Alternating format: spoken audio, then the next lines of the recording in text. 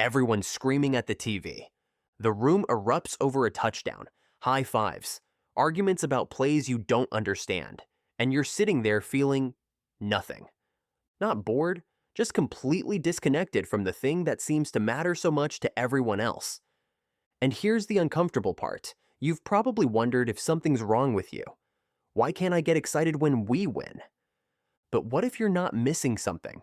You're just wired differently. If you've ever felt like an outsider during game day, this video will explain why. Because the psychology behind not watching sports reveals something fascinating about how your brain processes belonging, competition, and identity. Let's talk about what no one says. Not caring about sports can feel isolating. Because sports aren't just entertainment, they're social currency. How people bond at work, connect with family, fill silence at parties. When you don't have that language, you're outside countless conversations, and people notice. You don't watch the game? Sometimes there's judgment, as if not caring makes you less invested in community, less normal. So you've probably tried. Picked a team, watched a few games, tried to feel that rush when they score. But it never clicks. Here's what's actually happening. You're not failing at being a fan. You're operating with a different psychological blueprint, one that doesn't require tribal membership to feel whole. Sports fandom is rooted in tribalism, one of the oldest survival mechanisms in the human brain. For most people, watching their team win activates the same reward centers as personal achievement. When we score, dopamine floods their system. When we lose, they experience genuine distress. It's called BIRGing, basking in reflected glory. But not everyone's brain is wired this way. Research suggests people who don't connect with sports often have dopamine systems that aren't triggered by vicarious competition. Your brain doesn't register their win as your win. It's not a deficiency, it's a different pathway. Sports fandom also relies on us versus them thinking, your team versus theirs. People who don't watch sports tend to score lower on this in-group/out-group mentality. There's also a personality component. Studies show people disinterested in sports often score high in openness to experience, a trait linked to intellectual curiosity, appreciation for art, and preference for novelty over tradition. Your brain is seeking stimulation elsewhere, through ideas, creativity, exploration, rather than competition. Let's dive into the 6 signs why you are different. Sign 1. You don't need a tribe to feel complete. Sports fans describe their team as we. It's identity fusion. Their sense of self is tied to the group. You don't experience that. Your self-concept remains stable whether a team wins or loses. Sign 2.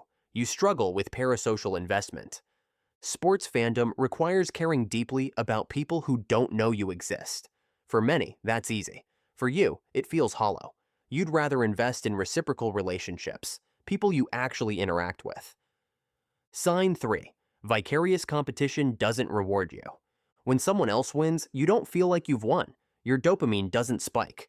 The thrill others get from their team's victory simply doesn't translate for you. Sign 4. You resist binary thinking.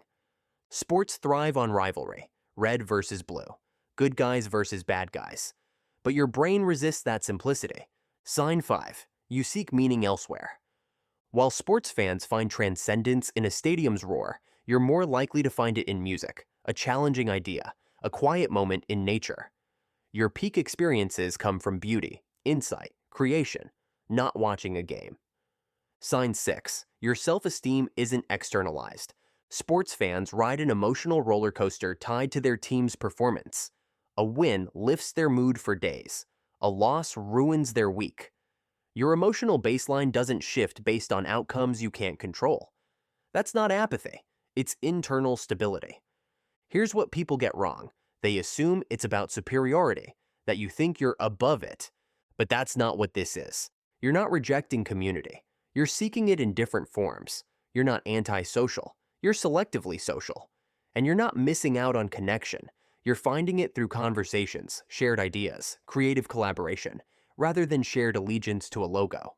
The discomfort you feel during game day isn't because you're broken.